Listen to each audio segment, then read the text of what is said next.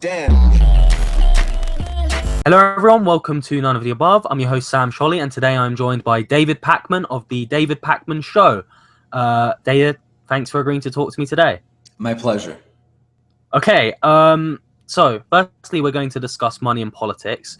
Now, there are some libertarians who will say, I should be able to give as much money as I like to whoever I want.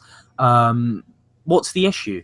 What's wrong with that? What would you say to them? Well, when we're talking about libertarian, sort of implicit in that is this concept of liberty.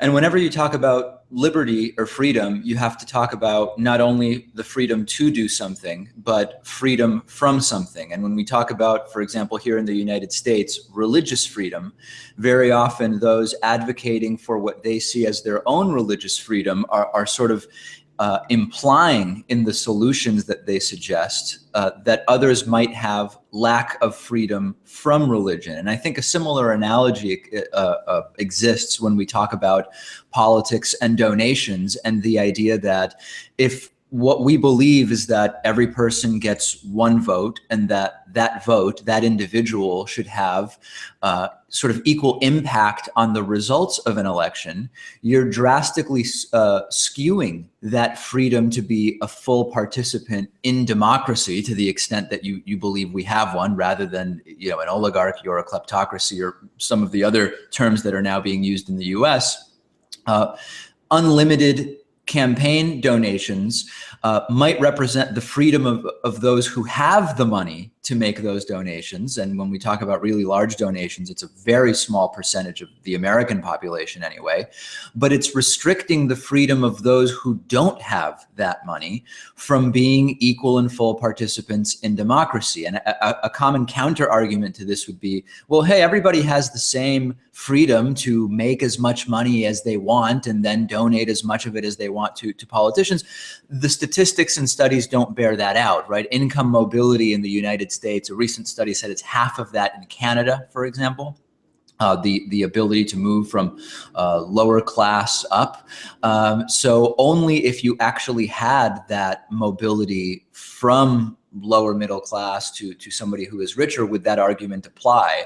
And one other thing I would say is the other sort of inherent problem to the discussion of money in politics is that we know from a Princeton study that the legislative desires and ideas and preferences of big corporations and the very rich are disproportionately more likely to be taken seriously by our elected officials and made into law, such that even not in this theoretical way that we're talking about, amorphous donations of whatever amount somebody wants to make, in practice, if you don't have large donations to make or power through a corporate entity that you might be involved in, what you want to see done by elected officials in the United States is far less likely to happen. There's really not much freedom there, is there?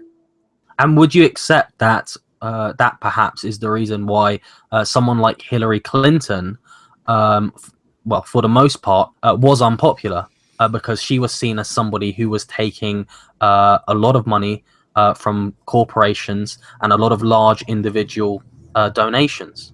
I think it's undeniable that was a factor. However, one of the sort of calling cards of Bernie Sanders' campaign in the Democratic primary was that he's raising money from primarily small donations and individual donors. And it wasn't enough to help him defeat Hillary Clinton in the primary. Now, of course, we've covered extensively how the Democratic National Committee sort of had their hand on the scale in favor of Hillary Clinton, and the effect that had. We can't measure it exactly, but there's no real way to deny that it had an effect. So we could have that conversation. But I don't think that alone was the reason that Hillary Clinton didn't ultimately defeat Donald Trump. And that's sort of a large other conversation. You're sort of getting at the systemic problem that exists also, which is the people who are in power because of the system that currently exists with regard to money and politics. So their incentive to change that system is going to be limited. So what's the best and most effective way to at least limit the influence it's having? Yeah, I mean, Citizens United has been a disaster, and that's something that should be looked at, and we should look at overturning that.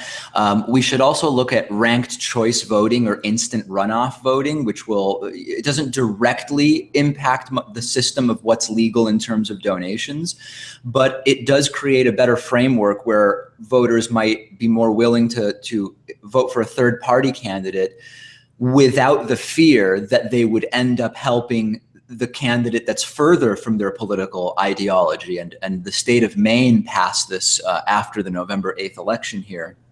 And I think ranked choice voting, if we are going to try to start to take down the two-party duopoly that exists, I'm convinced that ranked choice or instant runoff voting is going to be a big part of that. What about a cap on the amount that individual people can donate to politicians? Sure, and there are some caps. And again, this is one of those areas where if you really have a lot of money, there are mechanisms that exist that allow you to donate much more than what the on paper cap is for one cycle or to one candidate. But ostensibly some of these caps do exist. But I agree with you that fundamentally what's at odds with those limits is this concept that money is speech, and this relates to Citizens United, and of course it's a Supreme Court situation. We're talking about free speech. First Amendment, which are often touchy and misunderstood aspects in the United States very often. But certainly that's something that you could do. But again, if someone is fundamentally convinced that freedom is represented by being able to donate whatever they want to whomever they want at any time, that's going to be a wall you're going to come up against, a barrier you will come up against when trying to limit what someone is able to do with their own money. Do you think that the current US campaign finance system played a role in the popularity of Donald Trump, because he was not taking as much large individual donations from others as several other candidates? So he was in a way seen as anti-establishment. Oh yeah, I think it played a role. I think it was more in the way that Donald Trump was able to use and craft a narrative around it. The reality is that Donald Trump was just as much a participant in the status quo of campaign finance on the side of making donations and buying politicians, so to speak. But from a PR perspective, he absolutely benefited because as someone who did not hold elected office before, he was not a recipient of those funds. And there's a debate to be had over what's worse, being bought by the system or buying with the system. Different people would have sort of different perspectives on that. But it's undeniable that he had an optics benefit from that, no question. How do you think he managed to make himself come across that way, as kind of anti-establishment in the eyes of some people, having been immersed in the system himself, as you say? There are many ways, and how these rank in terms of their impact or influence could be debated. I mean, so to give you a sense of the range, the ways in which he was able to portray himself as anti-establishment, although as we've now seen, his cabinet is effectively an establishment cabinet. His staff is establishment staff. It ranged from something as simple as the language he used and the way he spoke, right? That was a really strong aspect. He didn't sound like an establishment politician. That's one thing. And on the other side, he crafted some pretty strong narratives against Hillary Clinton, which really contrasted. The reality is this is a rich Manhattan guy who was handed a really great situation by his father, and in many ways represents the establishment, just not the political establishment in the way many people were familiar with. So they saw him as different than that, even though in many ways the Trump type is responsible for the system that we have. He just was a different type of player within that system, if that sort of makes sense. I think also the policies that he proposed, to the extent that they were policies and not just sort of off-the-cuff remarks based on what someone had told him 5 minutes before he went on stage, would be something interesting to say. This idea that he was not going to be politically correct. also played really well, because that translates as he'll do what he, quote, really thinks is right versus what's expected. But again, as we're quickly seeing day after day, it was really a narrative that appealed to many people who are not actually going to benefit from the policies that Donald Trump is going to enact. But that may be a different discussion. So do you think the penny is going to drop for many people when it comes to Trump? And if so, when and how? I don't know. I mean, I've been talking a lot about this, and there's, if you search my YouTube channel for the word bamboozled, which is a word I've been using with some frequency, I discuss with in some detail the ways in which the policies that the Trump administration looks like they're going to at least try to enact will not help the majority of Trump voters. And this was a really common trend with the Tea Party movement in the United States in 2010, which is that they supported elected officials who touted ideas that would never be likely to benefit those supporters. And a lot of it was based around the idea that a literal belief in the so-called American dream, that you too may someday be rich enough to benefit from the policies that are being proposed and not be hurt by the elimination of something like the Affordable Care Act. That idea catalyzed a lot of support for the Tea Party, even though we know statistically, as I mentioned earlier in the show, with income and class mobility as low as it is in the United States, it's very unlikely that many of those lower middle class and middle class voters will ever actually benefit from many of these policies. So the one good thing that exists, and by good I mean not good for the country, but good in terms of voters learning that maybe the policies they voted for won't help them, is that we have a House and a Senate currently that's controlled by Republicans. And of course, we have a Republican in the White House. If things go badly in the next 4 years, a logical person would think there's no one to blame but the Republicans that are there. However, I don't want to underestimate the ability of the committed Trumpist to rationalize what takes place in a way that does not blame who's in power. One such way would be, well, you know what? Things were bad these last 4 years, but they weren't bad because the policy ideas were bad. It was bad because a contingent of the Republican Party was at odds with Donald Trump, and that created obstructionism. And it would have been really great if Trump was just allowed to do what he wanted, right? That's one way that it could potentially go. Another way it could potentially go is Trump's ideas really are the right and great ideas. The reason things didn't improve for me is because of the, quote, mess that was left over by President Barack Obama, right? That's another way that lack of progress or of flourishing under Trump might be explained away. And, there's a long list of these that I could come up with, but I think you get the sort of idea. Let's talk about the political left in the US, the mainstream political left. How do you think the mainstream political left in the US can best convince Trump voters to their side? Yeah, so there's sort of two ways to approach this. One way is it's not worth trying to convince them, and that simply by working on voter turnout, the American left doesn't need to convince anybody. We know that if voter turnout had been higher, it was embarrassingly low on November 8th here, that Donald Trump just wouldn't have won, right? I mean, ultimately he won because of 77,000 votes across 3 key states. A very small increase in Democratic voter turnout would have prevented Donald Trump from winning the election. So there's one perspective, which is the American left shouldn't try to convince Trumpists of anything. It might be possible to convince some of them that this was a bad idea, but it's way more work to do that than to work on voter turnout. Okay, so that's one perspective. The other side of this is, and I've talked about this quite a bit, is it's really important right now for the American left not to become fragmented. And there was this sort of reflexive and understandable blame game that started taking place. I think November 9th might be late. It was probably by about 10 p.m. Eastern on November 8th that it started happening, when it became clear that things were not going Hillary Clinton's way, of saying, well, who's to blame?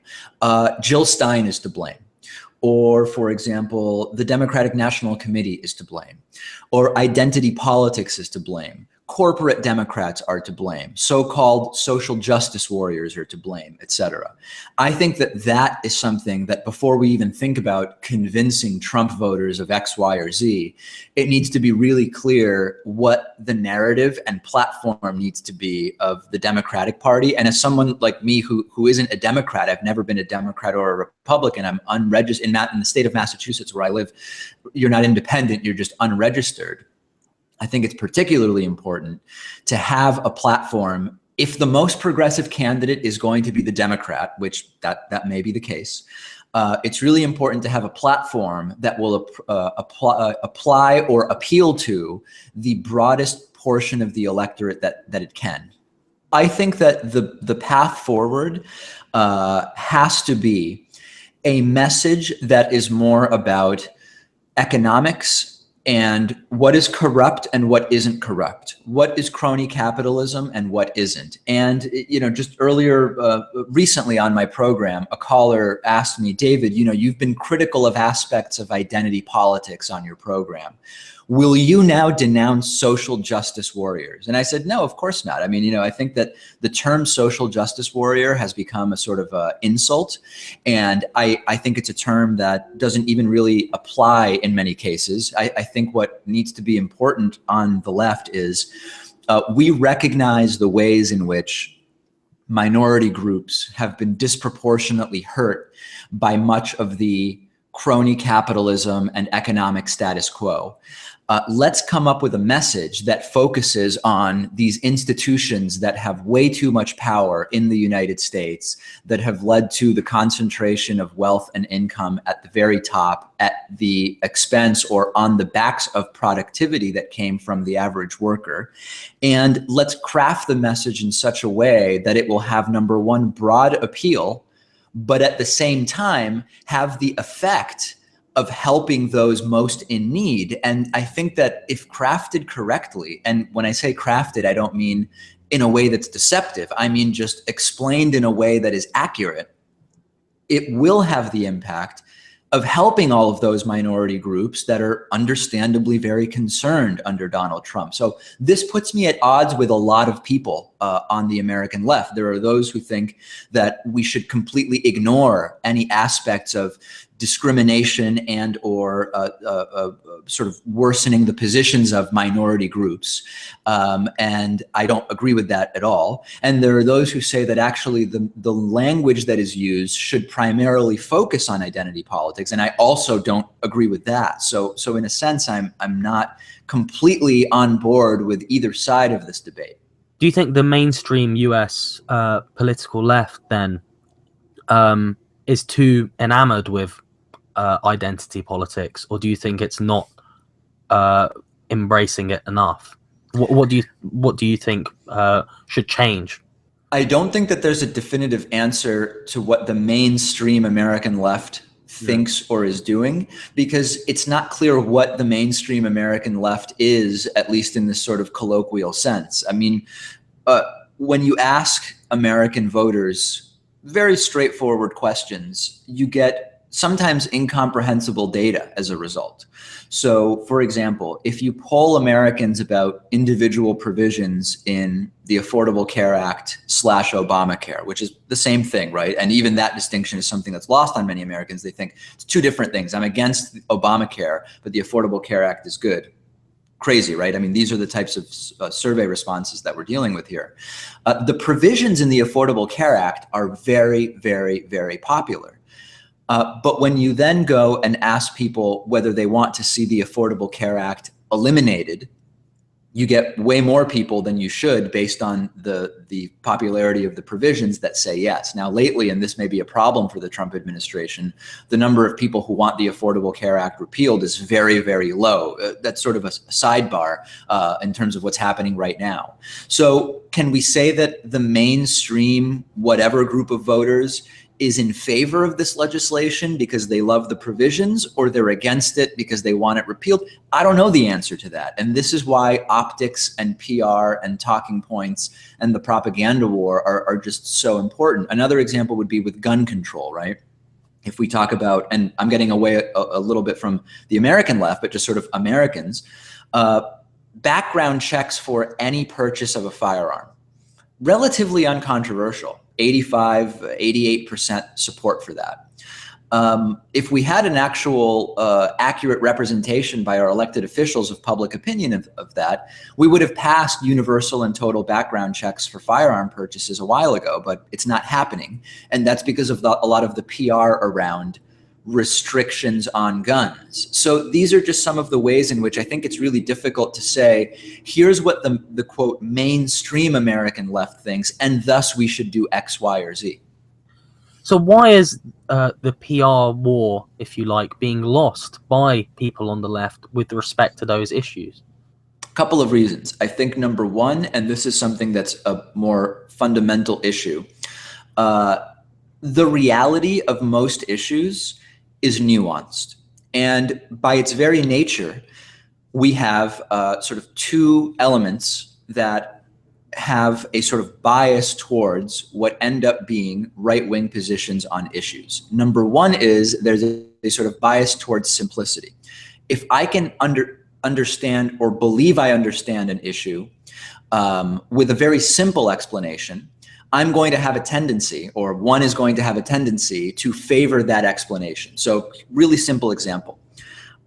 Hey, the government is taking money when you pay taxes. It's your money. Taxes are bad. Lower taxes are good. Tax relief, sort of the phrase tax relief, has that built into it. That's a really nice, compact, and simple way to get people to say, I want an elected official who's going to reduce taxes.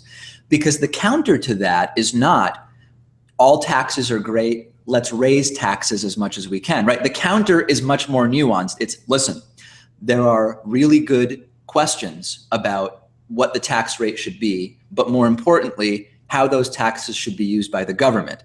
And if we compare to European countries who have not drastically higher tax rates, but different priorities in terms of how that tax money is used, I'm already getting into the weeds for many people, and I'm already at a disadvantage, right? So this goes to the sort of bias towards simplicity that exists.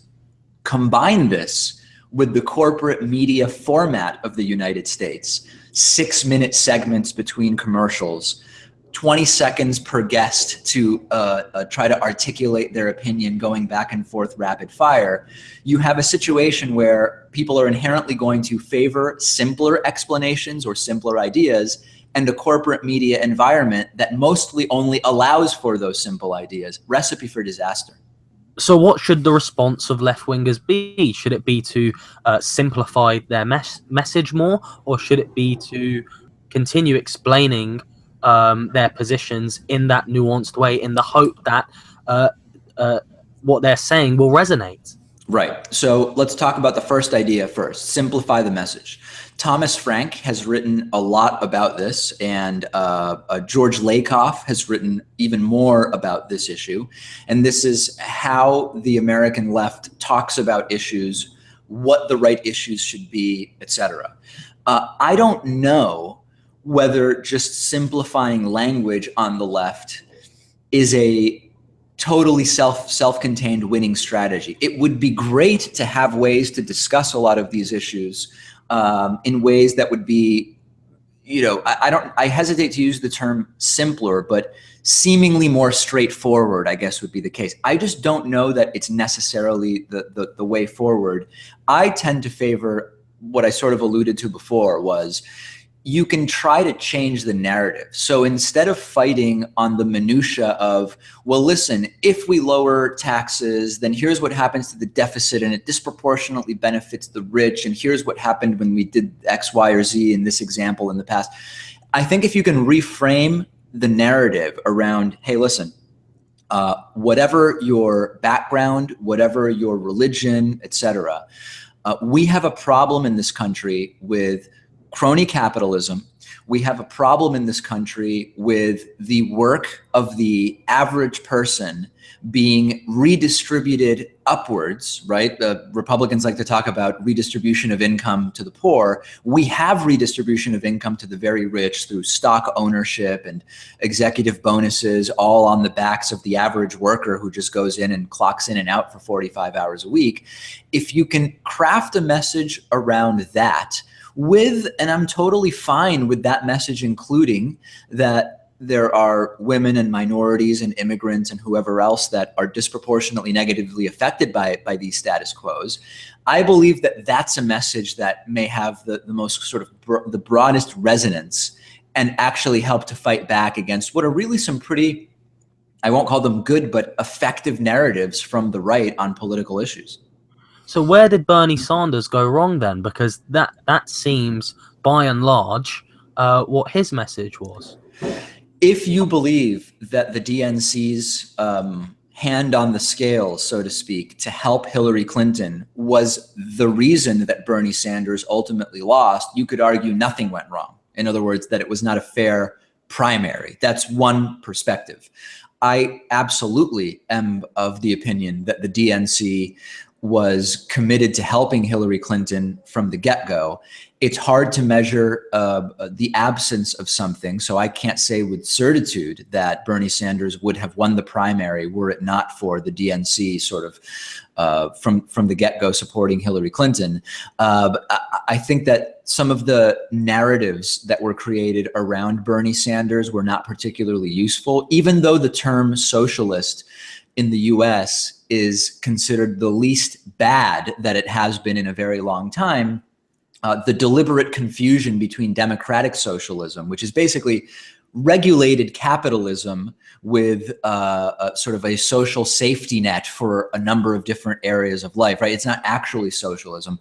It was deliberately sort of conflated with socialism in a very different sense. I think that hurt Bernie Sanders in a significant way, less significantly than it might have 20 years ago or 10 years ago, again, based on the sort of general public opinion about the term socialism right now. I think that was very, very damaging.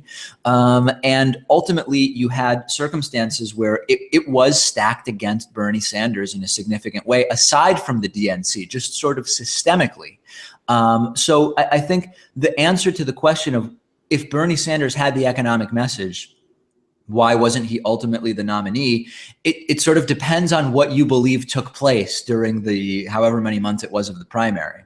I think it's a combination of all of these issues. I think, again, whether I can say definitively that the DNC's help of Hillary Clinton was what pushed her over the edge versus Bernie Sanders, I don't think I even need to figure that out. I think it was a factor, and that combined with the corporate media in the US did not acknowledge the existence of Bernie Sanders until it would have been totally and publicly embarrassing not to do so, right? When the polling numbers improved and it was abundantly clear he was going to be participating prominently in the Democratic primary debates, only then did corporate media actually start talking about Bernie Sanders. And mostly, even on so-called, balanced news, and I'm not alluding to Fox News specifically, but news programs versus opinion programs, it was still not in a very serious manner for a very, very long time. So I think all of that together, along with the sort of deliberate confusion between democratic socialism, which is, again, regulated capitalism, and, quote, socialism, I think all of that together drastically hurt Bernie Sanders. You briefly alluded to an aversion that some people may have to the word socialism. Where does that come from? Is that from people's experience or their thoughts on the Cold War?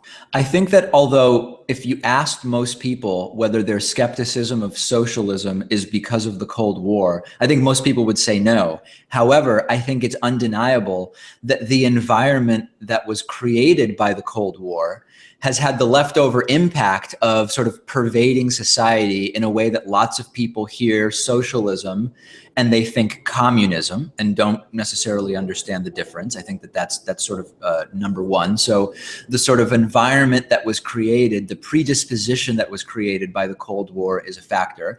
And it's also a misunderstanding of a lot of the modern day realities of the United States, where we have socialism, so-called socialism, for a lot of aspects of American society. And a lot of those aspects work pretty well. And again, what that really gets us to is we're talking about democratic socialism when we talk about using tax money to fund healthcare for everybody, or using tax money to make it so that more people can afford to go to college, etc. You still have private business. You still have the ability to have successful businesses that will lead to the personal enrichment of individuals. What we're saying, though, is that society benefits from sharing in the cost of certain services and aspects of society that will actually be a rising tide that lifts all boats. And I think that it's a combination of just general antipathy to socialism because of the history of the US, combined with just a misunderstanding of what democratic socialism sort of actually is. Just going back to Bernie Sanders very quickly, do you think he would have beaten Donald Trump if he was the Democratic nominee? There's a really good case to be made that he would have. And it's very, very difficult to weigh something like that, because on the one hand, we had Hillary Clinton, a candidate with significant baggage, whether or not you believe that Benghazi and the emails were actually scandals, and Benghazi, absolutely not. The email thing, the Bush administration lost 22 million emails.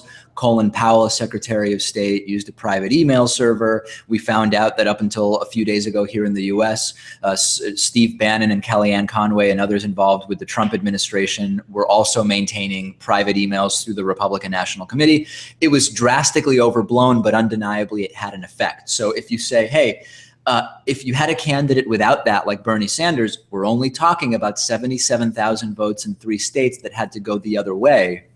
That would have flipped the election. At the same time, if Donald Trump had been running against Bernie Sanders, he would have campaigned differently. And it's very hard to measure what that would have been like.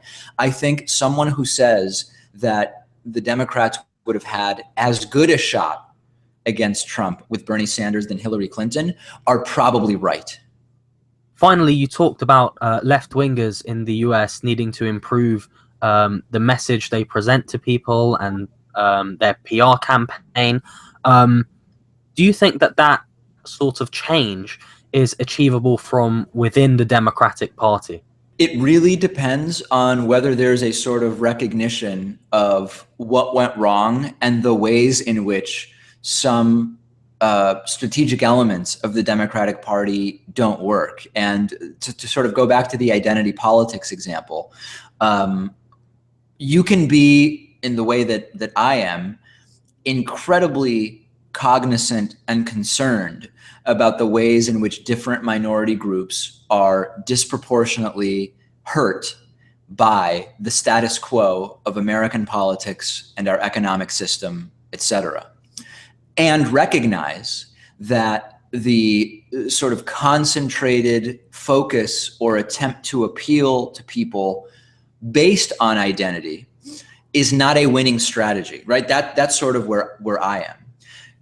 Once you recognize that, you have to sort of make a decision about the direction that you want to go in. So is it possible that the Democratic Party makes these decisions and goes in a direction of having an economic message that encompasses the concerns of these minority identity groups, several groups of which I am a member, right? I mean, I'm an immigrant from South America to the United States.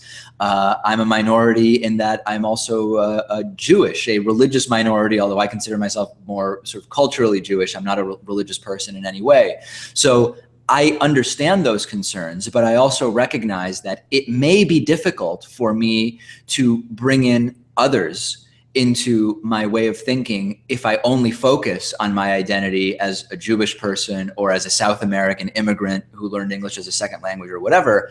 I can imagine, though, making really good partnerships with people of different identities by saying, hey, I'm really concerned about the economic situation, the kleptocracy that we have, et cetera, et cetera. And that still, if dealt with, is going to improve the situation for immigrants from South America, religious minorities, whatever the case may be. So taking my example, I think the Democratic Party could also look at that and say, here's how we have to craft the message.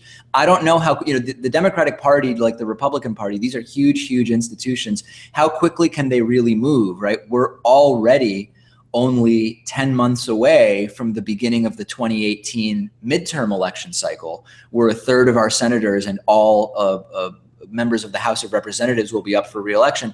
How quickly can such a strategy be put together? I don't know. I hope pretty quickly. There are people who, generally speaking, consider left-wingers to be overbearing or too PC. Is there something to that? And does that need to be fixed? Well, so the PC thing, political correctness, is a sort of double-edged sword.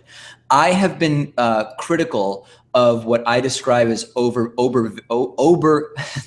overbearing, difficult word to say today, political correctness, to the extent that it exists, and I've given some examples of that. However, by and large, critics of political correctness are just upset that there's something they can't say anymore that they would like to be saying. And this is why one of the first questions I'll ask someone who says, hey, you know what? And in fact, I had callers to my show who said, I voted for Trump because he's against political correctness. And my question is, what is there that you would like to be able to say or do that you feel you can't because of the supposed overbearing political correctness that exists? And very quickly, you will get to one of two responses to that question. One, there will be a realization of, it's a good point. Actually, there's really nothing that I wish I could say that I feel I can't because of overbearing political correctness. I guess it's not an issue. Or two, you will get to someone who says, hey, you know what? I'd really like to be referring to Jews, Hispanics, blacks, gay people with X word, and I feel like I can't. So I think that that's a good question as a starting point to anybody who sees so-called overbearing political correctness as a problem. I've been a critic of the safe space mentality that's taking place in some aspects of American culture, some universities, et cetera. But I also am careful not to overblow the extent to which that's a problem. And again, I think that it's a problem in the sense that identity politics is a problem within the American left. It's a problem that exists in some areas. It's not the problem. And I think it's important to maintain some sense of balance in terms of what we want to focus on. But it's been a problem for you to some degree, hasn't it? Because recently, I think yesterday even, there were people from the political left, big commentators, who criticized you and who some may consider to have been overbearing in that criticism for simply interviewing and being critical of Richard Spencer. Isn't that an example of something people should be rightfully concerned about? I don't know that that's an example of political correctness. I mean, the critiques of my interview with this alt-right, self-described white nationalist leader, Richard Spencer, the critiques were not coming from what I would consider a political correctness perspective. They were, this is not someone who deserves to be given any airtime. And it's just sort of a fundamental difference of philosophy. I mean, I've interviewed, I don't know if it's 30, 40, or 50 so-called extremists of different kinds.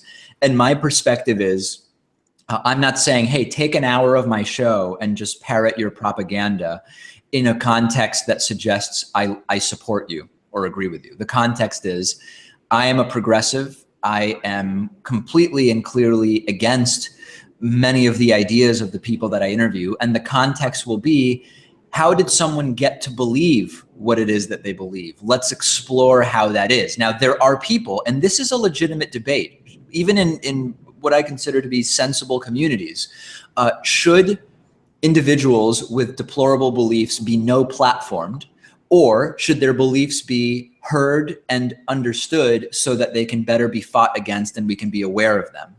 I obviously take the latter approach, and it's not illegitimate to take the first approach. I think there are some pragmatic issues with it. Number one, where do you draw the line, right? So if it's not allowable to interview a white nationalist, what about somebody who's anti-gay? I find anti-gay beliefs to be completely deplorable. But for a long time, and it still is, but obviously we've had changing legislation here in the US, it was an issue that was on the forefront. And I believed it to be important to figure out, well, where does homophobia come from? What are these beliefs rooted in? And I think you really get into a problem of, well, if I find someone who has 90% beliefs I agree with and 10% beliefs that I find deplorable, are they also not supposed to be interviewed? I just think it's a dangerous path to go down. Okay. David, thank you. My pleasure. So I read that and tremble, because that's a description of what a human being is like. You know, you think it was the Nazis, you think it was the Soviets. That's rubbish. It was you. And if you don't understand that, then you're weak and uninformed and dangerous.